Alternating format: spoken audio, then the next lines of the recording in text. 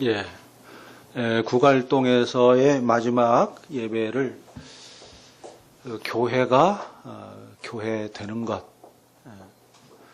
사람이 되는 것, 이게 사람의 본분이고 교회의 본분이다. 교회에서 가장 중요한 일이다. 교회가 되는 것이 얼마나 중요한가 하는 것을 구체적으로는 말씀드리지 않았지만은 어쨌든 그 부분에 대해서 말씀을 드렸습니다. 오늘 이제 동백동에서의 첫 예배에서 이 교회가 되는 것의 핵심 내용, 그 다음에 사람이 되는 것에 있어서의 구체적인 내용, 그것을 좀 더 이야기 나누려고 합니다.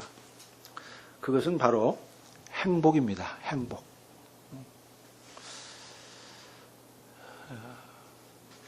사실 모든 삶은 행복해야 합니다. 행복이어야 합니다. 성경은 태초에 하나님이 천지를 창조하셨다 이렇게 선언하시면서 그 세계를 창조하는 과정을 보면 하나님이 보시기에 좋았다 이 말을 반복하고 있습니다. 여기서 좋았다 이 말은 히브리어로 토브입니다. 기쁨이라는 뜻이지요. 질이 아주 좋다, 아주 탁월하다, 행복이다, 뭐 이런 뜻을 갖고 있습니다. 토브, 즐거움, 행복, 아주 탁월한 거, 이런 의미를 가지고 있어요. 토브, 하나님이 보시기에 너무 좋은 거예요. 너무 훌륭해요. 온 세상이 너무 아름답고 기쁨으로 충만하고 창조한 결과물들이 정말 창조자에게 흡족할 만큼 탁월하고 멋졌다 그런 말이죠. 또 성경은 최초의 삶의 자리를 가리켜서 에덴이라고 말합니다. 자, 이 에덴 이거는 기쁨, 즐거움을 뜻합니다. 그러니까 창세기 1장은 이처럼 하나님이 펼치신 세계가 지극히 아름답고 조화로운 기쁨의 세계다 이렇게 말합니다. 우리가 살아야 할 삶의 원형이 바로 에덴인데 이 에덴, 행복의 동산이라는 것입니다. 우리가 살아야 할 삶의 원형, 그건 행복의 동산이라는 거예요. 그렇습니다. 시원의 세계, 태초에 하나님이 창조한 세계, 맨 처음의 세계, 그거는 모든 것이 하나님이 창조한 모든 것들이 서로 사랑하고 서로 신뢰하는 가운데 충만한 그 기쁨의 세계를 살아가는 것이었습니다. 행복이 삶이었고 삶이 행복인 그런 세계, 이게 하나님이 창조한 세계의 참모습인 거죠. 하나님이 이스라엘 백성들에게 말씀하신 것도 봅시다. 오늘 우리가 읽은 신명기 10장에서 하나님은 말합니다. 이스라엘아, 내 하나님 여호와께서 내게 요구하시는 것이 뭐냐?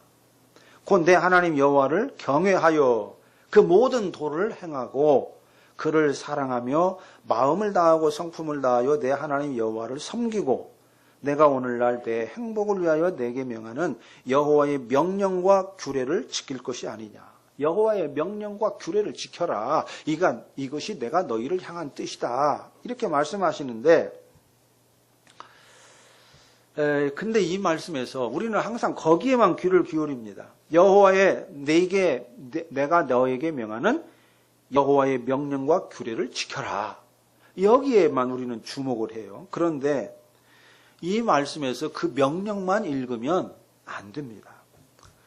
하나님의 명령과 규례를 지키겠다는 믿음으로만 달려들기만 해서도 안 됩니다. 그보다 먼저 살펴야 할 것이 있습니다. 하나님의 명령과 규례가 어떤 명령이며 어떤 규례냐 하는 것입니다. 모세는 분명하게 말했습니다. 너희의 행복을 위한 명령과 규례라고 그랬어요. 너희의 행복을 위한 명령이요 규례라는 겁니다. 이게 굉장히 중요해요.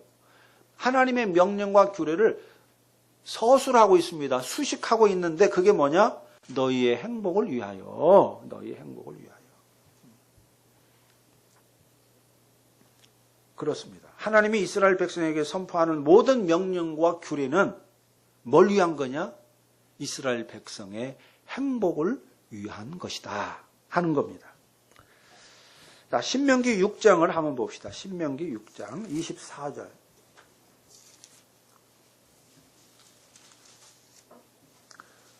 여호와께서 우리에게 이 모든 규례를 지키라 명령하셨으니 이는 우리가 우리 하나님 여호와를 경외하여 항상 복을 누리게 하기 위하심이며 그랬어요. 항상 복을 누리게 하려고 이 모든 규례를 지키라고 명하셨다는 겁니다. 또 예레미야 선지자는 말했습니다. 나 여호와가 말하노라 너희를 향한 나의 생각은 내가 안다. 재앙이 아니라 곧 평안이다. 너희의 장래에 소망을 주려 하는 생각이다. 예수님께서도 이 땅에 오신 목적을 요한복음 10장 10절에서 말했죠. 내가 온 것은 양으로 생명을 얻게 하고 더 풍성히 얻게 하려 하는 것이다. 성경은 심지어 이렇게 직접적으로 말합니다. 자, 신명기 33장을 보십시오. 신명기 33장 29절입니다. 29절. 다 같이 한번 읽어봅시다. 시작. 이스라엘이여 너희는 행복한 사람이로다. 여호와의 구원을 너같이 얻은 백성이 누구냐. 그는 너를 돕는 방패시오 내 영광의 가르시로다. 내 대적이 내게 복종하리니 내가 그들의 높은 곳을 밟으리로다. 예, 이스라엘이 이런 영광에 참여하게 됐다는 겁니다. 그러면서 그 이스라엘을 향해서 뭐라고 말합니까? 너는 누구라고? 행복한 사람이로다. 행복한 사람이로다. 행복한 사람이라는 거예요. 바울도 로마서에서 값없이 의롭다함을 받는 자를 가리켜서 행복자라고 말했습니다. 시편에서도 같은 말을 하고 있습니다. 이처럼 성경은 하나님의 모든 말씀과 근본 의도가 어디에 있느냐? 인간의 기쁨, 인간의 행복에 있다. 이렇게 말합니다. 사실입니다. 하나님이 창조한 삶의 원형은 행복입니다. 하나님의 말씀이 구현된 현실, 하나님의 말씀이 구체적으로 구현되는 현실, 그 현실이 어떠한 세계라고요? 행복의 세계라는 것입니다. 그런 면에서 하나님의 말씀과 규례는 우리의 행복을 위한 행복 안내서다. 이렇게 말할 수가 있습니다. 창조의 순간부터 주님 오시는 그날까지 하나님의 불변하시는 뜻은 오직 모든 피조물이 평화의 춤을 추면서 행복하게 사는 것입니다. 사람을 포함해서 온 피조물이 존재의 본성을 억압당하거나 조종당하거나 왜곡됨 없이 존재 전 자체를 충분히 드러내면서 사는 거예요. 바로 이것이 의심할 수 없는 하나님의 뜻입니다. 가장 중요한 하나님의 뜻이고 이 뜻을 이루는 것이 바로 구원인 것입니다. 저는 하나님이 세상을 창조하실 때 그 창세기 1장을 읽으면서 이런 상상을 했습니다. 하나님이 세상을 창조하실 때 그 모든 피조물 속에 행복 유전자라는 것을 집어넣었다. 이렇게 상상이 돼요. 온 생명이 행복의 노래를 부르며 살 수 있도록 모든 생명 속에 이 행복 유전자 이걸 넣어주셨을 것이다. 저는 그렇게 믿습니다. 하나님의 사람 파스칼은 말했습니다. 모든 사람은 행복을 추구하며 여기에 예외는 없다.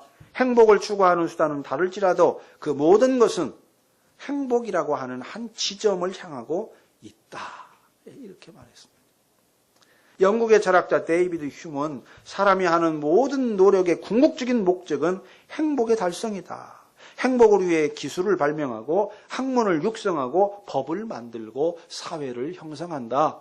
궁극적인 목적은 행복이라는 거예요. 행복. 옳습니다. 모든 사람의 행복 이면에는 근본적으로 행복 의지가 작동하고 있습니다. 사람뿐 아닙니다. 식물도 좋은 음악을 들려주면 잘 자란다. 이건 아주 오래전에 검증된 사실입니다. 특히 식물들이 바흐의 음악을 좋아한다는 이야기도 들었습니다. 식물의 음악 수준이요, 우리보다 훨씬 높습니다. 바흐의 음악을 좋아하는 사람은 극히 드물어요.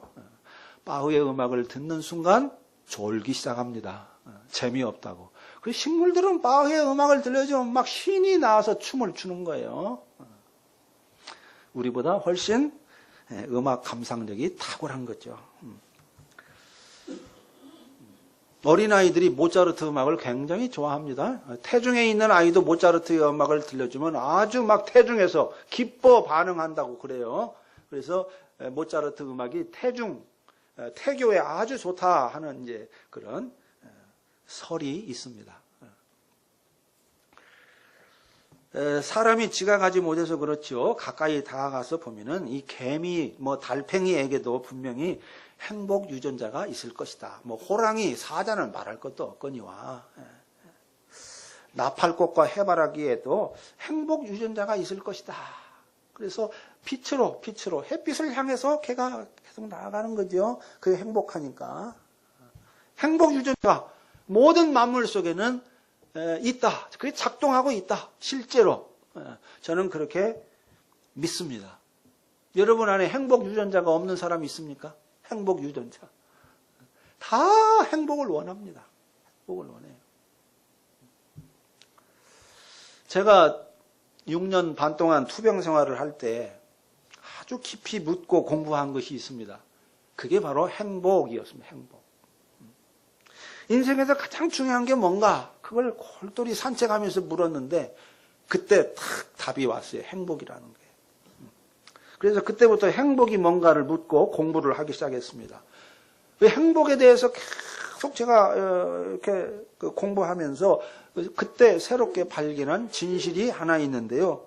그게 뭐냐? 저는 그때까지는 행복이 권리인 줄만 알았어요. 권리라고만 생각했는데 사실은 권리이기 이전에 의무라는 것을 발견했어요. 예, 우리는 지금까지 상식적으로 행복을 인간의 권리라고만 이해해 왔습니다. 물론 틀린 이해는 아니죠. 사람에게는 분명히 행복을 추구할 권리가 있습니다. 그래서 법으로도 뭘 인정합니까? 행복 추구권을 인정합니다. 행복 추구권. 그러나 좀 더 근본적인 차원에서 보면은 여러분, 행복은 권리이기 이전에 의무이자 책임입니다. 그것도 아주 으뜸가는 책무요 의무입니다. 왜냐? 하나님이 세상을 창조한 이유와 목적이 바로 행복이기 때문인 거죠. 하나님께서 만물이 행복하기를 원하시고 행복하게 살도록 창조했기 때문에 모든 생명은 행복하게 살아야 되는 의무와 책임이 하나님 앞에 있는 거죠. 정말입니다. 행복은 권리일 뿐만 아니라 하나님 앞에 선 인간의 아주 신성한 의무이자 책임인 것입니다. 결코 회피해서는 안 되는 아주 막중한 책임인 것입니다. 여러분, 행복을 책임이라고 생각하는 사람, 의무라고 생각하는 사람은 없어요. 저는 지금까지 그렇게 말하는 사람을 내가 들어보질 못했어요. 뭐가 행복을 의무냐? 행복까지 의무라고 하면 어떡하냐? 권리라고만 생각하죠. 근데 근본적으로 생각을 해보니까, 더듬어 올라가 보니까, 행복하게 사는 건 의무다, 의무. 아주 신성한 하나님 앞에서의 의무다. 하는 것을 발견했는데, 여러분도 동의가 되십니까? 동의가 되세요? 아멘이 안 하는 분도 계시네. 동의가 안 되나 봐.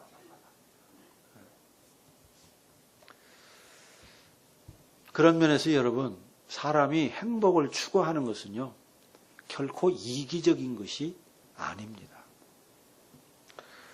사람이 행복을 추구하는 것은 하나님의 뜻에 부합하는 것입니다. 행복은 생명에게 허락된 최상의 축복이고 하나님의 선물입니다.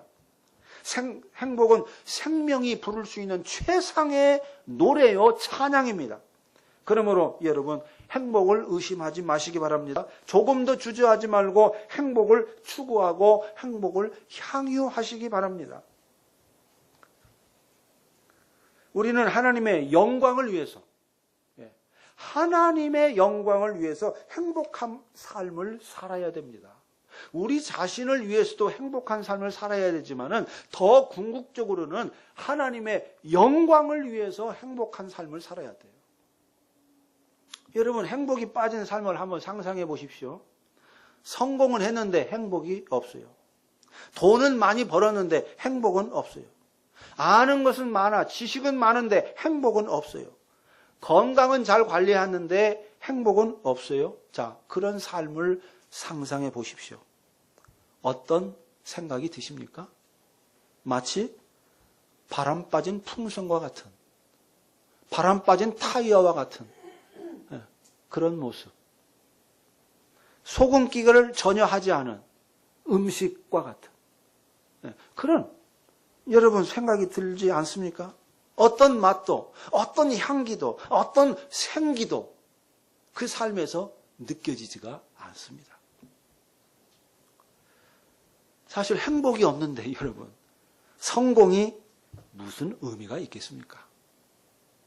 행복하지 않은데 돈이 많은들 돈에 무슨 가치가 있겠습니까? 행복하지 못한데 건강하면 뭐 할 것이며 공부를 잘하면 뭐 하겠습니까? 행복하지 못한데 궁전에 살면 뭐 할 것이며 진수성찬이 앞에 있으면 뭐 하겠습니까? 행복하지 않으면 궁전도 감옥과 다를 바가 없고 진수성찬도 그림의 떡이나 다를 바가 없습니다. 행복이 빠진 삶, 여러분 이것은 정말 바람 빠진 풍선과 같습니다. 소금기 없는 음식과 같습니다. 모든 삶은 자고로 행복해야 합니다. 행복해야만 비로소 삶입니다. 행복해야만 비로소 삶이에요. 우리가 행복을 추구하는 것은 행복이 우리에게 뭔가를 가져다 주기 때문이 아닙니다. 행복은요, 그 자체가 목적이고 삶에서 경험할 수 있는 최상의 것이기 때문에 추구하는 것입니다. 행복은 그 자체가 목적이에요. 다른 거는 다 수단이에요. 돈도 수단이고 성공도 수단이에요. 근데 행복은 그 자체가 목적이야. 2세기의 성인인 이레네우스는 말했습니다. 하나님의 영광은 무엇을 통해서 드러나느냐? 하나님의 영광은 충만되게 살고 있는 인간으로 재현된다 그랬습니다. 네. 충만하게 살고 있는 인간으로 재현된다. 이 충만하게 살고 있는 인간, 이게 뭐예요? 충만하게 살고 있는 인간, 이게 행복한 인간이에요. 충만한 삶의 행복이에요. 행복. 행복으로 충만한 인간으로서 하나님의 영광이 재현된다는 겁니다. 그 하나님의 영광은 뭐 내가 대통령 되는 것으로 하나님의 영광, 뭐 내가 크게 성공하고 뭐 서울대학교 입학하면 누구 서울대학 합격, 하나님께 영광, 뭐 판사 됐다, 고등고시 합격했다. 고등고시라는 건 옛날 말이죠. 그 판사 법관 뭐라 그래요? 사법시험이라고 그러죠? 사법시험에 하나. 이걸 하나님의 영광이라고 말하지 않습니까? 그게 아니에요. 행복으로 충만한 인간을 통해서 하나님의 영광이 드러나는 거예요. 재현되는 거예요. 그러니까 하나님의 영광을 돌리려면 우리가 어떻게 해야 돼? 어떻게? 행복으로 충만한 존재가 돼야 돼요. 행복으로 충만한 존재. 이것 자체가 하나님께 최고의 영광이 드러나는 거예요. 하나님의 영광이 이걸 통해서 나타난다니까. 정말입니다. 이레네우스가 한 말이 정말이에요.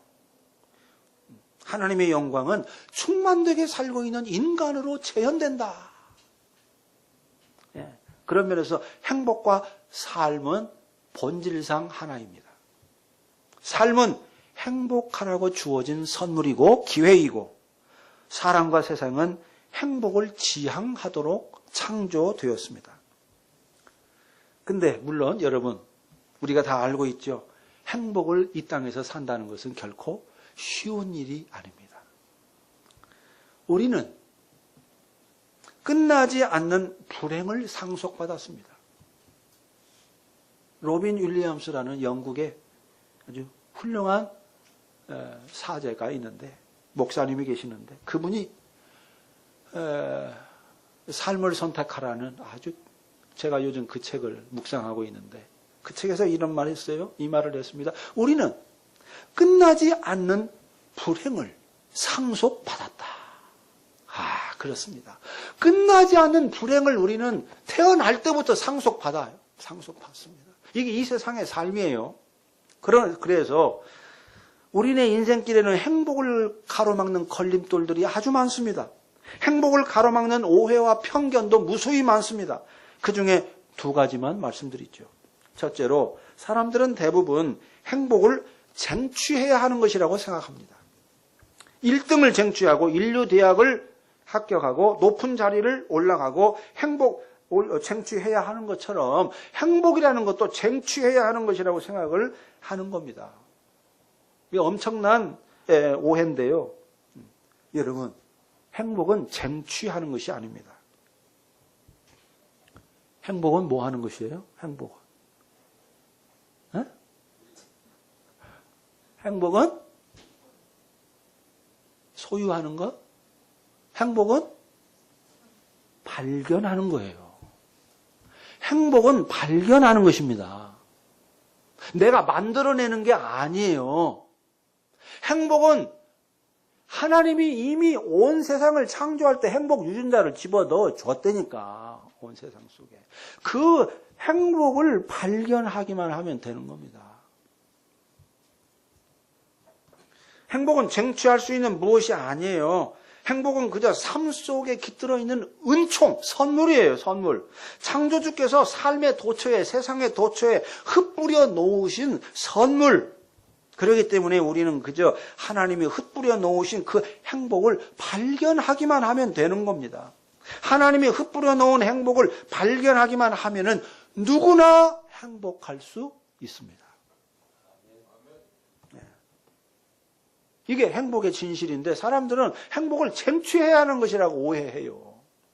그래서 행복을 위해서 끊임없이 쟁취하려고, 행복이라는 파랑새를 쟁취하려고, 소유하려고 이제 헛발질을 하는 거죠. 두 번째로 어떤 오해가 있는가? 사람들은 대부분 행복을 쌓아놓을 수 있는 무엇이라고 생각을 합니다. 이것도 오해죠. 창고에 잔뜩 쌓아놓고 꽃감 빼먹듯이 행복이라는 것을 빼먹을 수 있는 무엇이라고 생각합니다. 그렇지 않습니다. 행복은 돈을 모으거나 쌀을 쌓아놓듯이 저장하거나 쌓아놓을 수 있는 그 무엇이 아닙니다.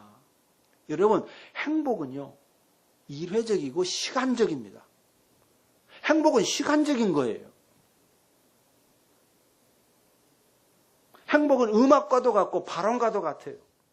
시간은 소유할 수 없어요. 시간은 저장할 수가 없습니다. 시간은 끊임없이 시간을 그냥 향유하는 것 뿐이에요. 시간을 사는 것 뿐이지, 여러분 시간을 저축해 놓을 수가 있습니까? 불가능해요. 행복도 시간과 같아요. 바람과 같아요. 누구도 바람을 저장하거나 쌓아 놓을 수 없어요.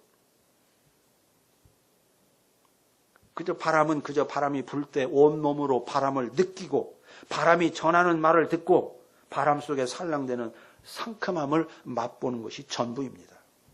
바람이 부는 그 순간에 바람을 맞이하지 않으면 그 바람은 지나가 버립니다. 나와 아무 상관이 없어요. 행복도 그렇습니다. 행복이라는 것도 그때그때 느끼고 맛보고 향유하지 않으면 바람이 스쳐 지나가듯이 지나가 버립니다. 그런데도 사람들은 행복하기 위해서 뭔가를 쟁취하려고 합니다. 뭔가를 쌓아 놓으려고 합니다. 이 일만 이루면 행복을 쟁취할 수 있다. 행복한 삶이 시작된다. 이렇게 생각하면서 끝없이 행복을 미루면서 사는 거죠. 죽을 때까지 행복을 미루면서, 외면하면서 그렇게들 살아갑니다. 참 어리석은 일입니다. 여러분, 지금 이 순간 행복을 발견하고 행복을 살지 않으면 행복은 없는 것입니다. 행복을 사는 길은 아주 단순해요. 행복이라는 보물을 볼 수 있는 눈만 뜨면 됩니다. 행복을 발견할 수 있기만 하면 됩니다. 돈이 보이면 여러분 돈을 벌 수가 있습니다. 부자 되는 사람은 눈에 돈이 보인다 그래요. 그냥 길거리에 돈이 그냥 돌아다니는 게 보인다 그래요. 어느 대목에 딱 그 고기 잘 잡는 사람은 고기가 잘 몰려다니는 곳에다가 그물을 딱 쳐놓으면 그 고기를 많이 잡죠. 돈을 버는 것도 마찬가지예요. 돈이 흘러가는 길목에다가 딱 그물을 하나 쳐놓으면 돈이 그냥 모이는 거예요. 저는 그 눈을 못 떴어요.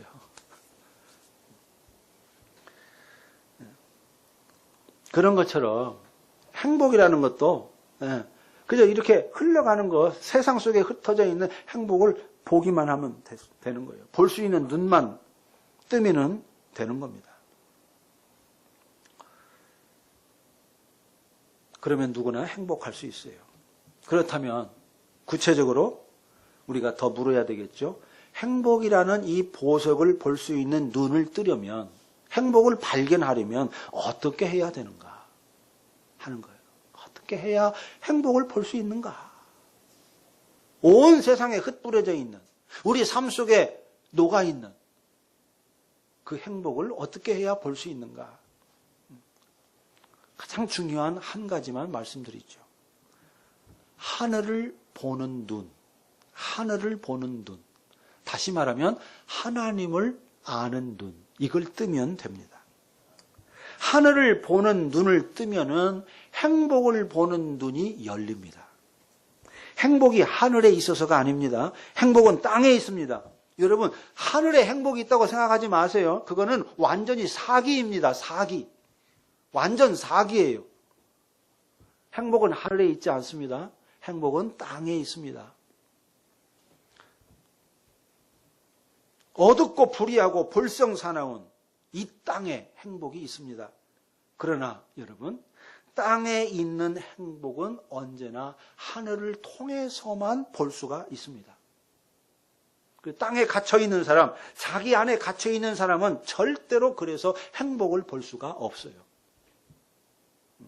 땅에 갇혀있는 사람은 땅에 있는 행복을 발견하지 못합니다. 하늘을 봐야만 땅에 있는 행복이 보여요.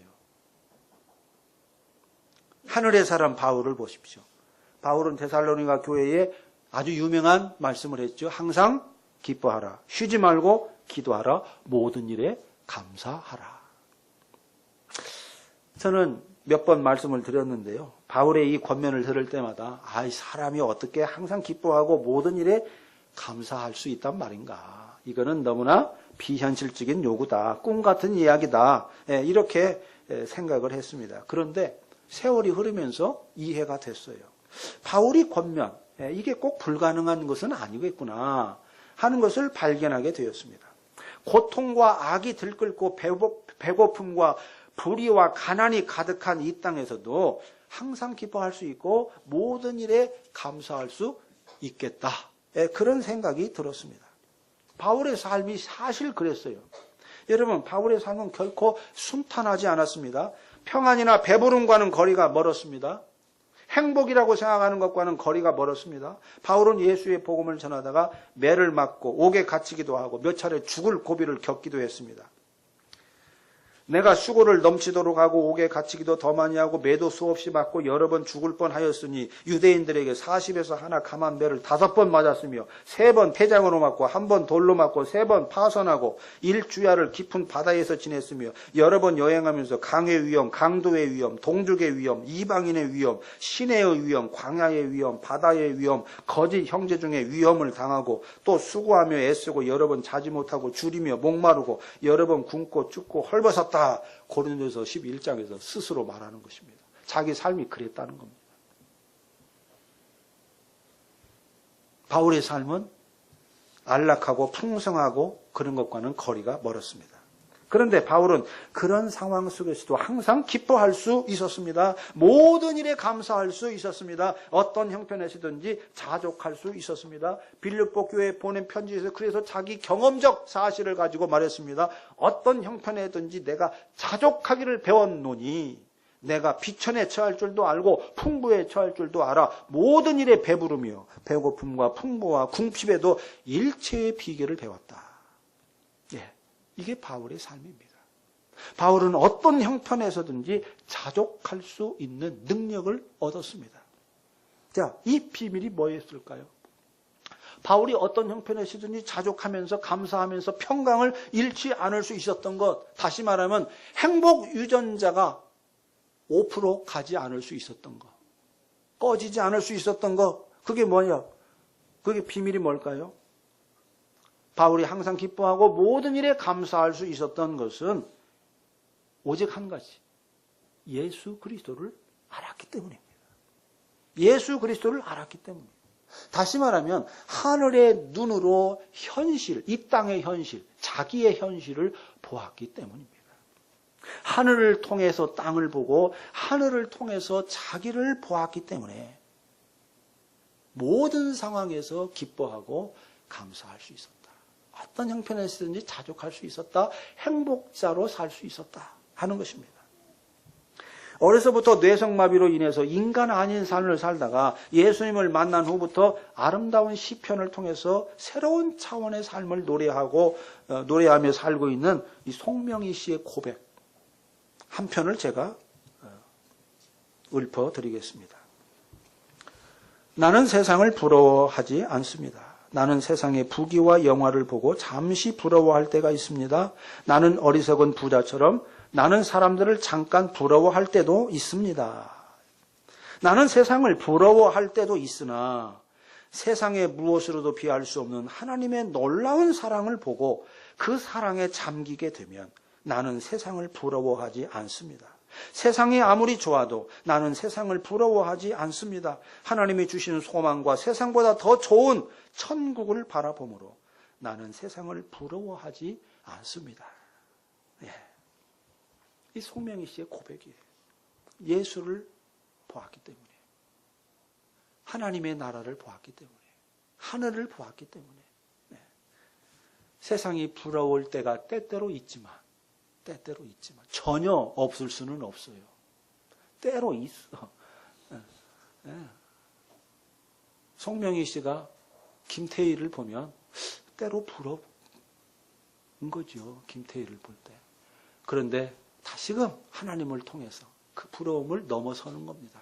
부러워하지 않는다. 그렇습니다.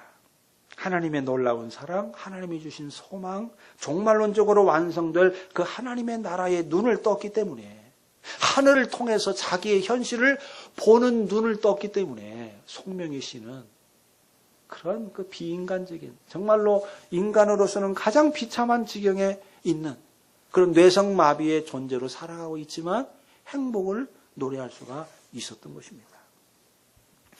여러분, 산에 오른 적이 있을 겁니다. 높은 산봉우리에 올라가면 어떻습니까?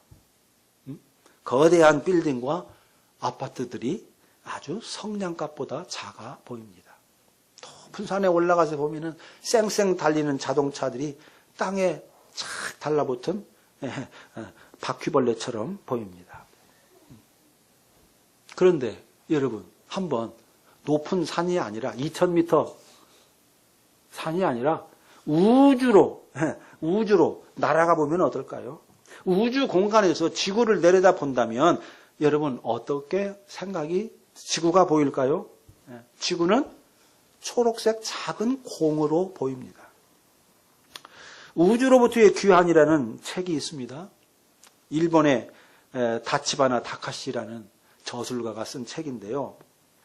지구 밖에서 지구를 바라본 우주 비행사들의 특별한 경험을 인터뷰해서 그걸 이제 책으로 쓴 것이 바로 우주로부터의 귀환이라는 책인데, 거기에 아폴로 7호 비행을 한 후에 한 그 우주 비행사 아이즐리와의 인터뷰 이야기가 나옵니다. 이 아이즐리는 우주에서 지구를 바라본 소감을 이렇게 말했습니다.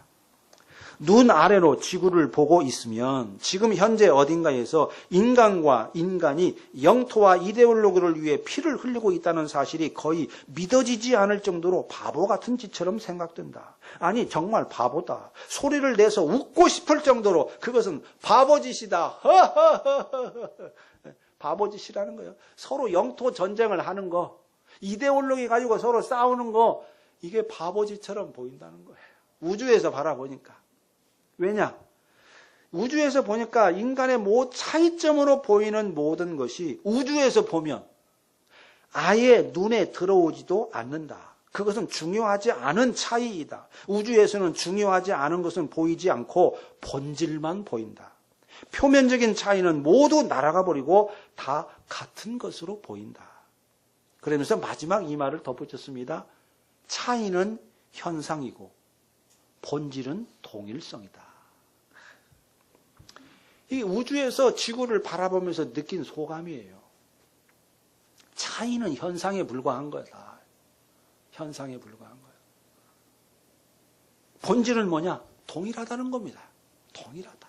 흑인이나 백인이나 아메리카나 아시아나 부자나 가난한 자나 본질은 동일하다. 사람이나 동물이나 식물이나 우주에서 바라보면 그 모든 차이가 다 사라져버립니다. 근데 그런 또 더 놀라운 또 고백을 합니다. 우주 여행을 한 후에 이거 이제 우주에서 지구를 바라보면서 이런 이제 소감을 가졌잖아요. 생각을 했지 않습니까? 그 후에 어떻게 되었어요? 그런 생각을 했기 때문에 인생관이 달라졌다는 거죠. 인생관이 달라지는 게 당연한 거 아니겠습니까? 인생관이 달라졌다는 거예요. 무엇보다 큰 변화는 인생관이랄까, 인생을 사는 태도가 바뀐 것이다. 긴장을 풀고 인생을 살아가게 되었다. 세상에 대해서 나 자신의 존재를 증명해 보이겠다는 생각이 없어졌다. 나의 에너지를 밖으로 향하기보다는 안으로 향하여 쏟게 되었다. 가정이나 가족, 나의 내적인 정신 상태 같은 것을 가장 먼저 생각하게 되었다. 그 때문에 매일 평화롭고 조용한 생활을 하고 있다. 인생을 즐기고 있다. 이렇게 이야기합니다. 인생관이 바뀌었다는 겁니다. 우주에 올라가고 나서 인생관이 바뀌었다는 거예요. 여러분, 높은 산봉우리에만 올라가도 우주에서 지구를 바라보기만 해도 세상과 삶을 바라보는 이 세계관, 관점 이게 달라집니다. 그래서 삶을 관조할 수 있는 여유와 작은 일에 흔들리지 않는 평안이 흘러나옵니다. 그런데 여러분, 우주만 올라가도 그러는데 하물며 온 우주 만물을 창조하신 하나님의 위대하심, 하나님에게 눈을 뜨면은 여러분 어떻게 되겠습니까? 하나님이 지구촌을 바라보시는 그 눈으로 세상을 바라보면은 어떻게 되겠습니까? 대통령과 붕어빵 파는 아저씨가 달리 보이겠습니까? 흑인과 백인의 얼굴이 중요한 문제이겠습니까? 김태희하고 그 개그우먼 박지선하고 미모의 차이가 두드러지겠습니까? 네? 대한민국 1호 추녀하고 대한민국 1호 미녀하고 우주에서 보면 아무런 차이가 없어요. 이 모든 차이와 차별로부터 해방이 되는 겁니다. 그래서 교만했던 마음은 낮아지는 것이고 우울했던 마음은 활짝 펴집니다. 하늘을 통해서 땅을 보면은 정물처럼 붙박여 있던 세상이 생생하게 살아 숨쉬는 것으로 그분의 지혜와 사랑에 충만한 세상으로 새롭게 보입니다. 모든 것이 그분의 선물로 변화되는 대격변이 일어납니다. 생명의 오묘함과 신비함에 감동하게 됩니다. 제가 하나님을 만나고 나서 예수님을 만나고 나서 이런 세계관의 변화가 일어났어요. 제 안에. 그때부터 저는 웃기 시작했어요. 너무나 행복했어요. 인생을 사는 게. 세계관의 변화가 없는 신앙은 신앙이 아닌 거예요. 여러분, 하나님을 만나는데 어떻게 세상과 삶을 바라보고 나를 바라보는 눈이 안 바뀔 수가 있단 말입니까? 그건 불가능한 일입니다. 그건 불가능해요, 여러분. 세계관이 안 바뀌는 게 불가능해요. 하나님을 만나면 세계관이 완전히 바뀝니다. 이게 신앙이에요. 여러분, 신앙이 무엇입니까? 신앙이라는 것은 땅에서 하늘을 바라보는 것이 아닙니다. 종교는 뭐예요? 종교는 땅에서 하늘을 바라보는 게 종교입니다. 저는 이 종교를 비판해요. 땅에서 하늘을 바라보는 거. 여러분, 기독교는 전혀 이 종교적 시스템이 아닙니다. 신앙, 하나님을 알고 하나님을 믿는 신앙은 어떤 겁니까? 하늘을 통해서 땅을 보는 거예요. 땅에서 하늘을 보는 게 아니고 하늘을 통해서 땅을 보는 겁니다. 이게 기독교 신앙이에요. 이게 하나님을 아는 신앙입니다. 왜? 하나님은 창조자시니까. 하나님이 창조한 세계를 하나님의 눈으로 보는 거예요. 이게 신앙이에요. 신앙은요, 종교적인 세계, 영적인 세계에 몰입하는 것이 아닙니다. 신앙은 눈에 보이는 것과 눈에 보이지 않는 세계를 통전적으로 보는 거예요. 계시된 진리를 통해서 창조자를 보는 것이고, 그 창조자를 통해서 뭐요? 그분께서 펼치신 세상과 삶을, 또 자기 자신을, 내 이웃을, 내 가족을 보는 거예요. 인생을 보는 거예요. 그리고 그런 신앙의 눈으로 세상을 볼 때, 세상을 통해서 세상을 보던 때와는 전혀 다른 세계를 보게 되는 겁니다. 새로운 눈이 열리는 거죠. 그래서 땅에 깃들어 있는 은총과 축복을 보게 되고요. 세상이라는 작품 속에 섬섬옥수스러운 행복을 보게 되는 겁니다. 하나님을 보는 순간 온 세상이 에덴으로 바뀌어요. 행복의 동산으로 새롭게 보여요. 온 세상이 그분의 선물이라는 사실을 보게 됩니다. 온 세상에 그분의 사랑이 충만하게 임재해 있는 것을 보게 됩니다. 바로 이것이 신앙의 기적입니다. 신앙의 능력입니다. 그 무엇으로도 이런 변화가 일어나지 않습니다. 여러분 박사학위를 1000만 개 하더라도 여러분 이런 변화가 일어나지 않아요. 오직 하나님이 선물하시는 신앙, 믿음, 이것으로만 이런 변화가 일어나요. 이게 능력이에요. 이게 기적이에요. 이게 진짜 기적이에요. 질병이 낫고 안진뱅이가 일어서는 거는요, 기적 축에도 못 들어가요. 그럼 기적 축에도 못 들어가. 눈이 바뀌는 거, 하나님을 통해서 세상을 보게 되는 거, 이게 진짜 기적이에요. 이게 진짜 기적. 이 기적을 경험해야 되는데 우리는 이 기적에는 관심이 없어. 안진뱅이가 일어나는 거에만 관심이 있어. 이건 시시한 건데, 현상을 좀 바꾼 것에 불과해. 본질이 변화된 게 아니라 이건 현상이 변화된 거예요. 안진뱅이가 일어난 거는. 그래요, 안 그래요? 현상의 변화에 불과한 거야. 본질의 변화는 훨씬 더 풍성해요. 근데 우리는 감사하게도 이 신앙의 눈을 떴습니다. 예수님 안에서, 예수님을 통해서, 예수님으로 말미암아 이 신앙의 눈을 떴어요. 다시 말하면 하늘을 통해 땅을 볼 수 있는 눈을 떴습니다. 이 세상에 흩뿌려 놓은 행복이라는 보석을 보면서 살라고 하늘을 보는 눈을 열어주셨습니다. 이게 은혜입니다. 이게 은혜예요. 내 능력으로는, 내 노력으로는 불가능한 그것이 뜨이니까, 하나님이 뜨게 해주셨으니까 이게 은총이죠. 그러므로 여러분, 날마다 이 신앙의 눈으로 마음껏 행복을 보고 느끼고 맛보고 향유하시기 바랍니다. 지금 내 주변이 온통 행복으로 충만해요. 눈만 문을 열고 밖으로 나가면 온 세상은 행복의 동산입니다. 행복의 동산이에요.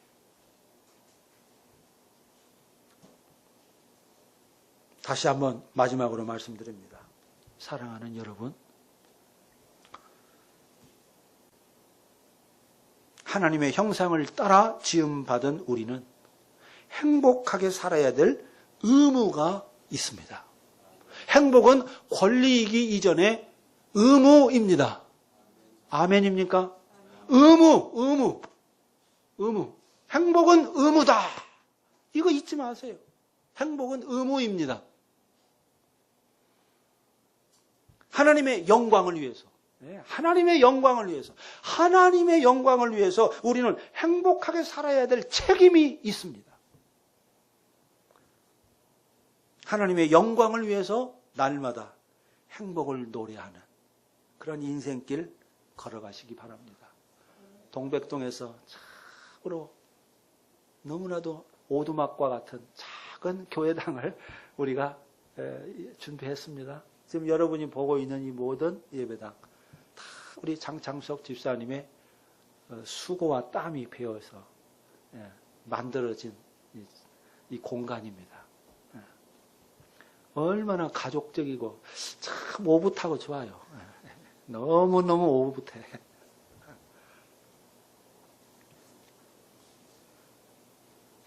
우리가 이 행복의 공동체를 만들어가는 것, 이것이 교회가 교회되는 아주 중요한 구체적인 내용입니다. 교회가 된다는 건 뭡니까? 에덴 동산을 회복한다는 이야기예요. 행복의 공동체를 이루어 간다는 겁니다. 행복의 유전자를 잠재우지 마시고 그거를 활성화시켜서 서로에게 행복을 전파하는 행복 바이러스들이 우리가 다 되어야 하겠습니다. 아멘? 예. 우리가 행복하게 사는 것이 하나님을 증언하는 최상의 길입니다. 기도합시다.